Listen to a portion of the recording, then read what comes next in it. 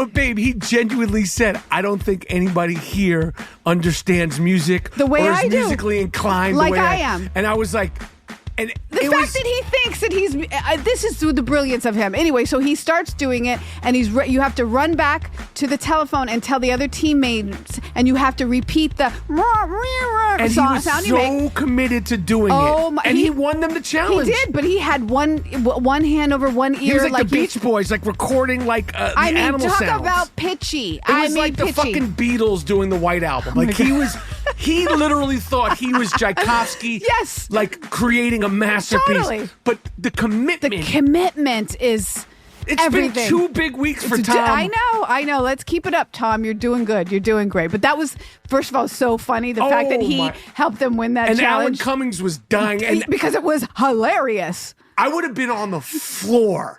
Right. Like literally, like I would have been under a table dying laughing. So funny. It was great.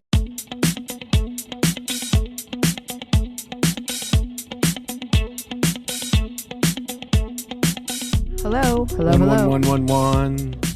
Hello. They just heard you burp. Oh man, that's all that good, delicious Diet Pepsi. Diet Pepsi. Only for vacations. Welcome. Hello. Welcome to Rapaport's Reality. My name is Michael Rapaport. And my name's Kebe Rapaport. And this is Rapaport's Reality, where Kebe, my wife, in case you've never listened, and myself break down all things reality TV, all things popular culture, and some curated gems from our relationship. We are recording from beautiful Palm Beach, Florida. Oh, it's so beautiful. Right now I am looking at the ocean, waves crashing, the palm trees flowing, and wow, what a dream. What a dream. Very, very lucky. Very, very lucky to be here. We are down here on I don't say family vacation, family get-together. We're here to see your mom. Yes. But it's not a vacation because my mother lives here. No, it's not a vacation. I just say vacation because whenever I'm in a hotel, it feels like a vacation. I want to drink Diet Coke. I prefer like Diet Pepsi because it's sweeter, or Coke Zero. I know it's horrible for me, but it's in lieu of like a cocktail or drink. I prefer to drink Diet Pepsi. Yes, Diet Pepsi, Diet Coke. But yeah, we are down here in Florida, which we are big fans of. Yeah, we're getting closer. We're inching to make that long-awaited dream of mine to live right by the beach. Right by the beach down here in Florida. You get that crosswind going. I like it. I rock with Florida. I'm happy to be here. But yes, it's not a vacation because my mother lives here. It's not like we went to Florida and we're all like... Yes. Well, your brother did come down from Nova Scotia to meet us. Yeah, but vacation seems like, we're going to Hawaii. Yeah, no. Or we Turks and came to see Caicos, Ma. Or we're all going to Florida, but we're not. No. My mother... She lives here. Yes, so they're staying... My brother's staying with my mother. Is not we're staying in yeah, I know. Right. I'm just giving a little context because we're going to get to the interesting part, which is family vacations. Time. Family time. Let's just say family time. Family time is always... The reason why every single great drama or comedy, it is always centered around a family, whether it's The Godfather, whether it's The Sopranos, The Simpsons, The Brady Bunch. If it's not a family, it's a family dynamic like Friends, Seinfeld. Every single comedy, every single great drama is always focused around a family dynamic because it is so fucking relatable, whether it's functional or dysfunctional. Dysfunctional. Or a combination of the two. Functionally dysfunctional. And I would say this trip has been functional. It's been functional. But is that how you see it? I would say this has been functional. I'm enjoying myself. I love June. June is my mother-in-law, my MIL, as they say. Is that what they call them? The mill, that for short. And I have a brother-in-law, which is a BIL. I never heard that before. I see somebody write it, like my brother-in-law, and they for short, they say they BIL. come up with everything. And my sister-in-law, Jerry, I enjoy so much. I feel very lucky to have that sister-in-law. And my mother has a new boyfriend. Yes, Dean. And so you're saying this is functional, but I kind of have a bone to pick with you. What because is it? In terms of Go family slow, time. babe. We're just getting into it. What bone do you have to pick with all right. me? There's always a bone. That is true. There's a bone with love. Well, here's the thing. when we're spending family time, like when we were making the arrangements to come visit your mom, like when we went to visit my mom, it was 2 days in and out, 4 meals, I call it 4 meals. And then we're gone. I think that's how you keep love alive with your family. So keep them wanting more. Yes. You keep love alive, and you were going to speak a week, but then you had something to do. So we're making it 2 days. You extended it a little so we could see the cousins that are coming to town. But here's the thing. When I decide to spend time with family, I jump in and I am fully present. Yes. As much as possible. Yes. No, like you're conversation, fully present. You're fully present. Getting to know, maybe asking a few questions. You, my friend. I do what? Seem to be married to your phone. And I'm not the phone police. No. Don't get me wrong. I don't care people on their phone. But I'm just saying, it's your family. And you seem to have your nose in the phone. I'm smart. No, it's not like you're a roving reporter or... No. I'm smart to keep my fucking nose in the phone.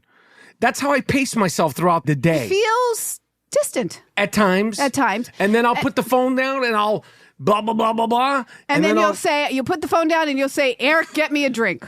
That's right. I demand my older brother to do things for me. He doesn't do them. He resists then you go, it. Ma, get me a drink. Yeah, I try to push the limits as best as I can. I do know that we came down here. I do know myself.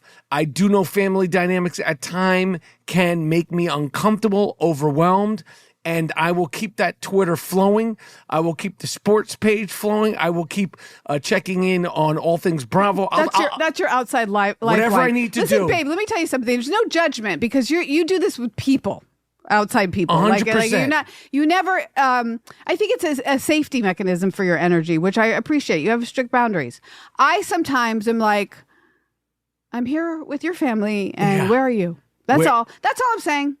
That's all I'm saying. You happen to like talking to my mom because she likes to talk and she's a fan of you. I'll whip the phone out on your mom too. Yeah, you do. But you never really seem to. No, you're not paying attention because you will talk to your mom and then boom, I'm on TikTok. Right. Boom, I pop out and then I chime in and then boom, I'm back ESPN.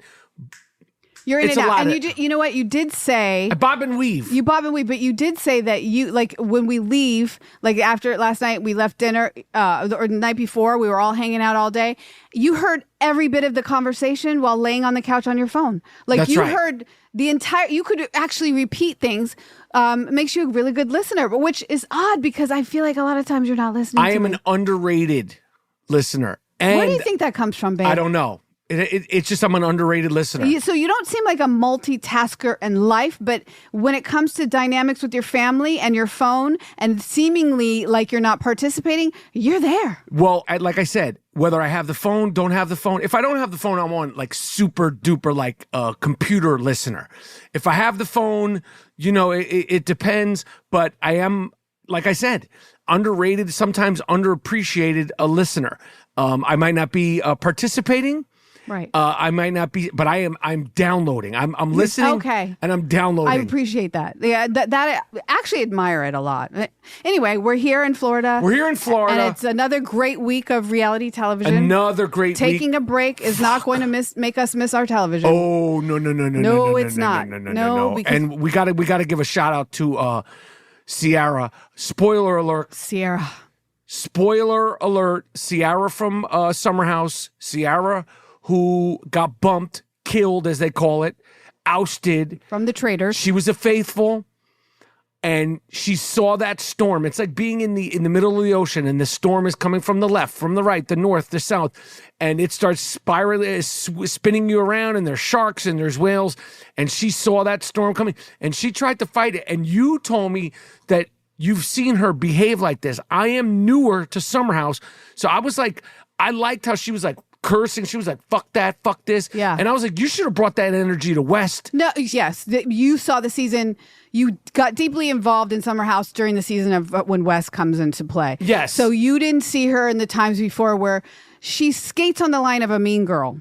Okay. She's tough. She's no I felt pushover. like she let West get away with a lot of bullshit. She did, but what I explained to you is when it comes to love, sometimes women, we don't put our toughest foot forward because there's love. She liked him. So, but in the end, I mean, come on, at the reunion, she went after him. But she should have known. And the first episode of this season, she called him a loser. Yes. in the car. So you're seeing bits and pieces of it. I love her. I think she's a strong girl. I hate that she was cut off. I really do, because I could have seen her being one of the players that goes to the end. Every single person that gets bumped off, except for that fucking drag queen Bob, it Bob hurts the to drag see them queen. go. Bob the drag queen. Every single one of the traitors, whether they're a faithful or a traitor, you don't like to see them go. And we have to, again, this is 2 weeks in a row, we have to give it up to fucking Sandoval. He's becoming one of my favorites. Superseding expectations. Well, no, I'm pushing it. That's not true, babe. I just scratch that. I did not say that. He's becoming one to watch, because I thought he was just so annoying every time. And these last 2 episodes, he makes me laugh out loud. He's the best. You really like him. And I always ask you this, like, what is it about this guy? Redemption. It's all that I've said this once, and I'll explain it again. I want to see Jax win. I want to see Tom Sandoval win. I want to see Tom Schwartz win. I want to see them all win. You're an underdog, kind of. But it's not even the underdog. Like, if anybody from Vanderpump, any of the people that have given me joy, I want to see them come out on the other side. Right. For instance, like Kristen Doty having a baby. This is 100%. Right. I get it. And I said, I think from the beginning, I was like, this fucking guy's going to get bumped off week 1 or week 2 just because he's either too dumb or people don't like him from Vanderpump. Known as the cheater from and that's why I'm like, he's right now on the other side. He's in the second half of the game. Yes, he really is. He really is. And he was the ringleader now of Boston Rob. He's got his wing. He's got his wings, and I think we'll see what happens. Yeah, and he dresses the part. Like I just like how much he participates in the shit. His facial expressions are everything. They just make me laugh, because you can't. I'm telling you, I don't know if he's acting or if he's just really this way. I can't figure it out. I think, and I don't think he'd be a great actor. So go figure. But sometimes when he's on Traitors, I'm like, this guy's like doing like monologues like from old acting classes. Well, in this episode in particular, no spoiler if you've watched it already. Spoiler alert. They have to do a challenge where they go into like a haunted house with a bunch of dolls that when you press the button, they sing a nursery rhyme backwards. So it'd be like,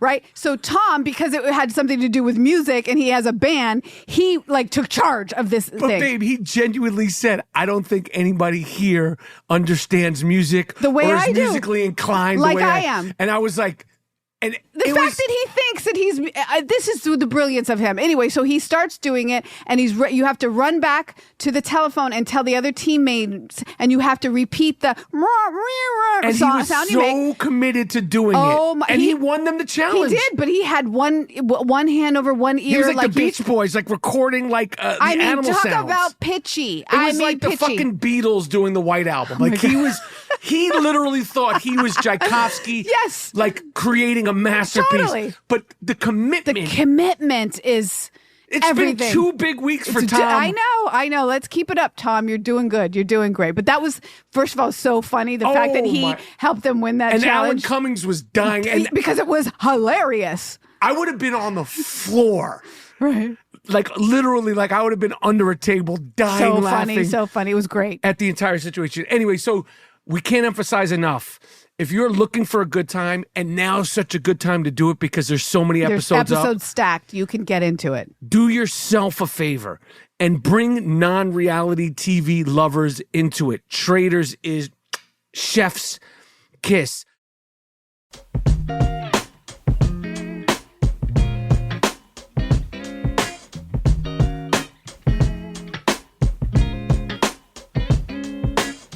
Another chef's kiss that I have to say, babe, is Beverly Hills and the scene that we have been talking about a lot. We've been talking about it a lot. I'll let you lead into that because you would know more than I.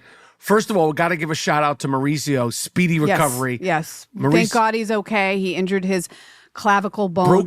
Broke it and just came out of surgery, broke his clavicle bone, and said himself, had he not had a helmet on, it would have been skiing, not good. Did you catch when you told me Mauricio broke his clavicle, what I said to you? I don't think you caught it. No. What did you say? Where's the clavicle? You didn't catch. You was just. I think I just put my You like it's chest. here, but Yeah. I was like, oh, you're not gonna. No, I didn't want to 'Cause make I was you feel dead bad. ass. I I don't was know. like, I mean, wait, you're not like an anatomy student. I should know where a fucking clavicle is. I know. But speedy recovery to Mauricio. Yes, we're wishing you well, Mauricio. Stay off those I'm slopes, sure. You know man. what? I'm not going to say that, but What? like I was going to say, I don't want bad things to happen to him. I want him to be back with Kyle. Well, I don't want him to be hurt, and Yes, at all. we don't want any We're of our housewives to very be glad hurt. he's okay. But the episode of Dorit, Boz, is it Boz or Bose? Bozaman. Yeah, Bose. They call it Bose. Let's be safe and call it Bose. Yeah. Because we don't want to be accused of being racist. What? Because we can't say her name. Yeah, well, that's what People happens. can say my name. Oh, never. That's why people call me Kebe. My real name is Mkiba. No, I'm kidding with the. That was a joke. But your real name is actually pronounced Mkiba. Mkiba. Yeah, it's. I think introducing my wife, it's always Kiwi. Yeah. Cici? You always just say Phoebe with a K. I think that works best. Or like the fuzzy brown fruit that's green inside. Kiwi with a B. But when you got to do all that, it's I know. so annoying. Trust me, I live it. Yeah, when you order a coffee or something. That's why usually I stand next to you mute. Yeah, it's because of that. Anyway, so Boz or Bose, let's say, I think it's Bose. It's Bose. It's Bose, right? Because it Yes. was like, it's Bose like the earbuds. Yeah. The earphones. Bose and Erica Jane had a sit down with Dorit, and we are Team Dorit. Team Dorit. We want to see that little fucking PK. I don't care what kind of new James Purse, John Varvatos shopping spree you go on, or with what your kind new of skinny body. We don't care. I don't give a fuck about any of it. We're Team Dorit. Yes. Okay, and we know it takes two to tango, and I'm sure Dorit, but that's our girl. Yeah. She's our girl. That's our boo. We love Dorit. Dorit has been having a tough time, as I understand, getting in reality as to what is happening. Although PK told her, and he keeps telling her, like, well, he's not telling her, sort of switching back and forth. You know, he was mean to her, didn't talk to her for months. And then all of a sudden there was a phone call, and it was like the old PK that she knows. Right. And the ladies were like, girl. Because what is happening is they're getting divorced. Yes. And there's rules and regulations with divorce in California after 10 years. They're 9.5. They're 9.5. And all I want to say, Dorit, and I hope you're listening. I pray that you're listening. I truly, as a matter of fact, I'm going to do this on video for Dorit also. Okay. Dorit, with friends like Bose and Erica Jane, who needs big shot Beverly Hills lawyers? They are Say that again for the people in the back. Giving you exactly what you need. Just Erica Jane, we know her pedigree. We know her history. We know what she was up against. What she's still up against. Even if she hadn't been up against, the fact that she was married to a big shot, take you down to the ground lawyer. She knows her shit, but she also went through the deepest, darkest ring of fire of divorce. And Bose is a big time CEO badass. They are giving you the ABC 1, 2, 3 simple playbook. Okay, baby, you're saying a lot. No, you're saying a lot, but my point is, listen to them slowly. All you have to do is to have been married to PK and see yourself how he's been treating you. Period. She's not seeing that. I don't care. Wake the fuck up. You don't need your She don't girlfriend. need to wake fuck up. Listen to your homegirls. People don't want to listen to their homegirls. No, homegirls don't listen to each other when he says, don't go out with him. Danger, danger, you and danger girl. We don't listen then. I don't think she's going to listen now. She literally said in that scene that if they stay together, her brain is not working. Here's a man who, when her house got robbed, he was like, trauma what? Trauma who? He's shown who he is. She should care and love herself and her kids enough to be smart and protect herself. And know know that he wants to take it to the mats. He is trying to... He said it. He told her, I'm not paying for shit. I'm not doing this. So that's on you.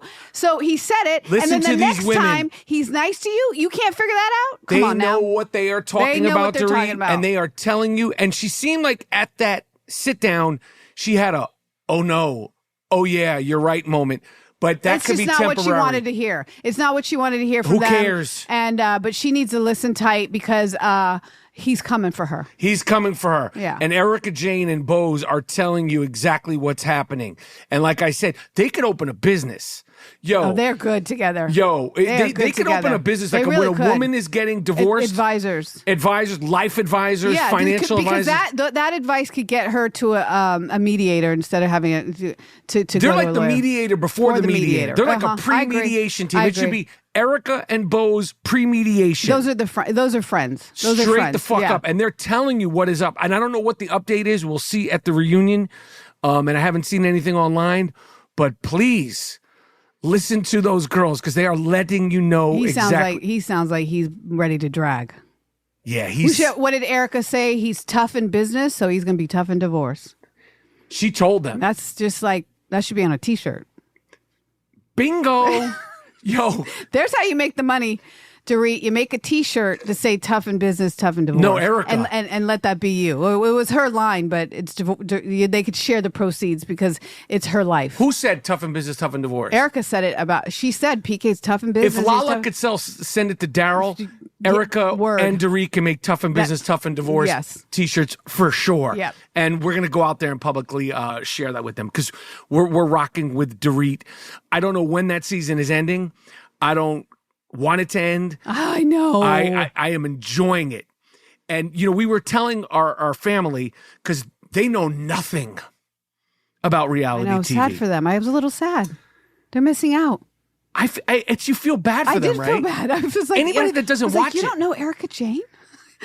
You don't have Erica Jane in your life? You don't have Dorit? You're not up to snuff on the fact that you're babe, and you're giving them you're explaining to them. I wanted them to watch the scene because I felt like the scene was self-explanatory with these women. They could give a shit. They could give a shit. Well, Dorit is for Israel, and you're going in there her whole life and nobody times. Cared. Nobody and then cared. you're giving them the whole life of times about Erica Jane. I'm like, they don't care. If they cared, they'd be watching.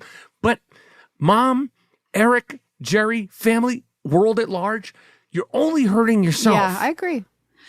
Some people think it's like catty and crappy and limited and we're here to less tell you than. it's not. And I watch all the shows, all the straight theatrical shows, and I got to tell you, you can't get entertainment as good as this stuff.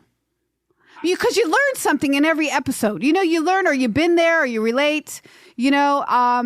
Anyway, time will tell, babe. Time will tell. What? What happens with Dorit, or if our family watches the shit? Does your mom watch?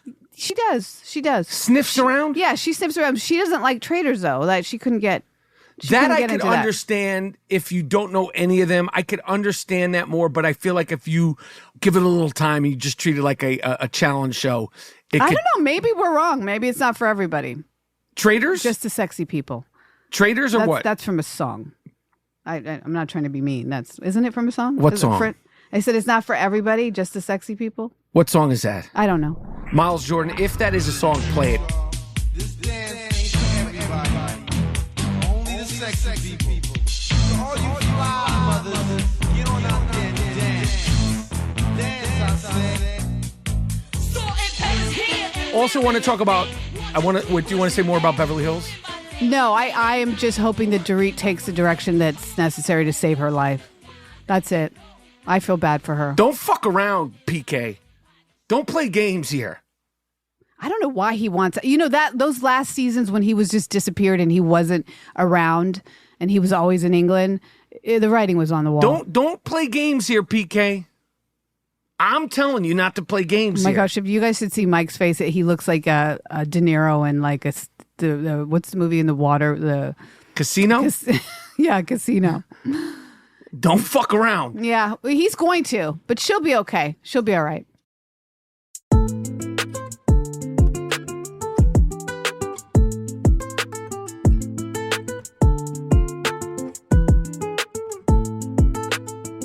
The other show, which has been stellar, Married to Medicine. Oh, man. a whole other thing. So my thing with Married to Medicine, I've said it before, these are upwardly mobile Black doctors that get together, and it's sort of like a Housewives on steroids, really, with these business ladies. And when I say business lady, I mean they're all about the business. And these last episodes have been a little... I don't know. They're a little below the little Love and Hip Hop. A little Love and Hip Hop. Yeah, I don't know. We'll see. I don't think inviting Phaedra's ex-husband to the couple's vacation in Key West. Key West was the right thing to do. It was weird. Yeah. And then Phaedra is hanging out with a guy that knows her ex-husband, Apollo. And Apollo's wife. And Apollo's wife. And they were all invited to Key West for a day at the Sandbar. And then you got King and Dr. Gregory. And there's like... They almost had a fist fight. Yeah. In the next episode, crazy. they're like... Dr. Gregory is a psychiatrist. Is he a psychiatrist? Yes. That little motherfucker's a psychiatrist? Yes. Oh, no. That's not a good look. If that's psychiatrist that prescribes the medicines? Babe. Little guy? If you're a psychiatrist and you're ready Married to Medicine on a sandbar in Key West. About to get in a fight with your ex-wife's boyfriend? That's crazy. Yeah, that's what I'm saying. It's getting a little Love and Hip Hop. I thought he was just a doctor. It's getting a little hood. Yeah, and the fact that they brought Apollo down there, I was like... Apollo's out of jail, fresh, almost fresh. A year out of jail or whatever. Couple of years. Let Apollo live. He did his time, But my point being that I don't think that was the right thing to do. Let's keep it classy, Married to Medicine. We love you. You've been on for 10, 11 seasons. You're not going anywhere. You don't need to rough it up like that. Who did that? Was it all Dr. Heavenly innocently? It's Dr. Heavenly's idea. She likes to start shit. But did Phaedra not know... Phaedra knew that Apollo was coming. She didn't know that one Shaq, her boyfriend, Shaq is his Phaedra's boyfriend. Yes. The guy she's hanging out with. Young guy she's hanging out with. Boyfriend's a stretch. But she didn't know that Apollo was going to bring his wife. And she didn't know that Apollo knew Shaq. It just is too messy, girl. It was messy. I was like, messy. Dr. Heavenly, you're doing too much. Okay? It was like you're doing too much, and it's not. I don't think it's nice. You got to tone it down a little bit because the viewers like us, like the true fans, like I am.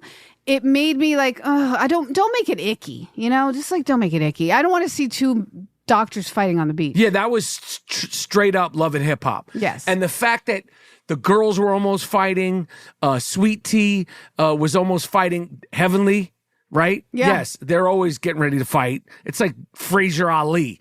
It's just a nonstop. And then Dr. Gregory and King. They were like... That's Quad's...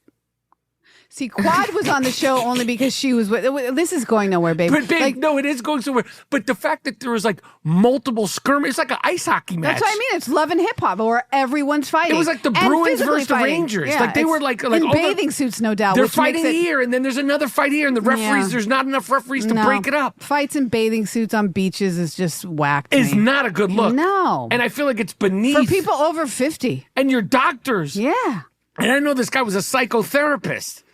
A psychiatrist, which is the one that prescribes the medicines. Hell no. Yo, he's going to lose his fucking license for shit like that. Maybe he doesn't even have one yet anymore. I don't know how he could be practicing and get into physical altercation. Like, I don't. And his voice is so funny. He's like, yeah, he's got that high-pitched voice. It was crazy, but entertaining, but I don't like to see that. That show doesn't need to go into the sandbar dirt. Well, I don't like the physical stuff. No. You know what we forgot to talk about in Beverly Hills? Because last week, I don't know if you remember, babe, we were hard on Sutton. We were hard on Sutton's mom. We were hard on the plantation. Yes. But the most recent episode of Real Housewives of Beverly Hills, the great Real Housewives of Beverly Hills, we got to know more about Sutton, more about her mother and her father. And that crazy pain. And it was very... It was very healing for Sutton to... Now I understand why she brought Kyle, because Kyle's friend had committed suicide. Yes, and Garcelle. Her best friend. And you could get more insight into why Sutton is the way she is, going through a terrible situation like that. Her father committed suicide in her home, and she talked a lot about her relationship with her father, what he meant to her, and the dynamic between her father, and her mother. And they went to the house where she grew up, and the mother didn't want to go, and I understand that. And the mother's a therapist, which is also crazy. Was another thing we learned. So it was actually a very, very touching episode. I feel like toward the end they really made healing. Yes. Even though it probably didn't go verbally exactly how she wanted to. I think her mom heard her, and I think going forward there'll be some great healing, which was nice to see. Yes. It didn't make me like Sutton more, though.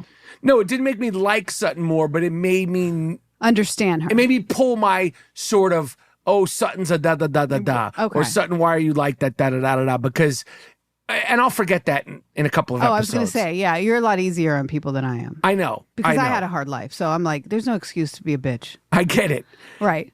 I get it. I don't care what happened to you. The one thing about the mom and Sutton that they both have this bad habit is just literally will cut off somebody.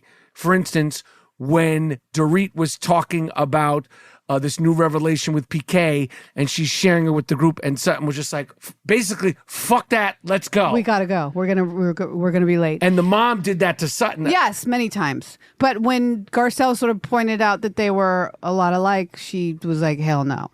Now, I can be honest. You've been around my mom. You spent lots of time with her. You know I'm like my mom, and so do I. I can feel like when I'm acting like my mom, when my mom is nowhere near me. It's just a thing that happens. So if somebody says you're like your mom, I go, yes, well, unfortunately, this is the truth.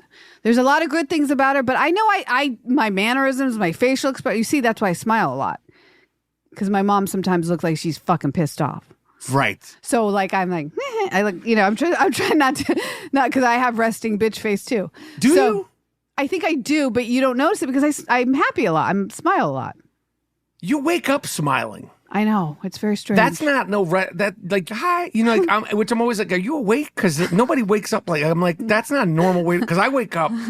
It takes a long time for you to wake up. Holy shit. I mean, it takes hours for you to wake up. Unless you have to work. I think you get yourself up when you have to do something But really I jump in the shower or professionally. something like that. But if I don't have anything to particularly do. I always go, what are you, 4 years old? What, just wake up. You're an adult. We wake up. It's far from a smile when I wake up. It is, man. And you make lots of noises, by the way. Noises, sounds, grunts, smells. I mean, it's a lot. It's a lot for you. I pop up, but I go down earlier. Like I need to. It's 7:30. I'm ready to be like, shut it down. Yes. Maybe because I've expended a lot of energy during the day. Being Kebe. Right. Being Kebe with family and dynamics and all that stuff. Anyway, I hope you guys appreciated this episode. We know that we appreciate doing Rapaport's reality for you. We care so much about what you guys think. Please subscribe. Please rate. Please review. Tell a friend to tell a friend. If you love reality TV, if you love popular culture, if you love the Rapaport's, which I know of course, the entire world. That's why I say it last. Because I want to say something, babe. We were in the lobby of this hotel, and this woman came up with her phone, and she was like, Kebe? Yes. I'm listening to Rapaport's reality right now, and I got it. Thank you. So whoever, I forget her name. You have her name. Her name's Courtney? Yes. Courtney, thank you for listening, and you're adorable. And how did that feel? Because I always tell you, I say, babe, yo, people come up to me a lot of times. You get it a lot, and they tell you that they listen, and I never believe you. But I think it's sweet, and it's nice, and it's humbling, and it also makes me a little nervous because then it's real. Yeah. Because I think this is just our special time together. This ain't our special time. I mean, it's our special time. But it's a professional thing, and people are really listening, and I really appreciate it a lot, and I'm grateful. We're professional podcasters. People are definitely absolutely listening, and more people should listen because I really truly feel like this is a joyful, joyous celebration of all things popular culture, reality TV. Anyway, we're out. Love you, babe. Love you, babe.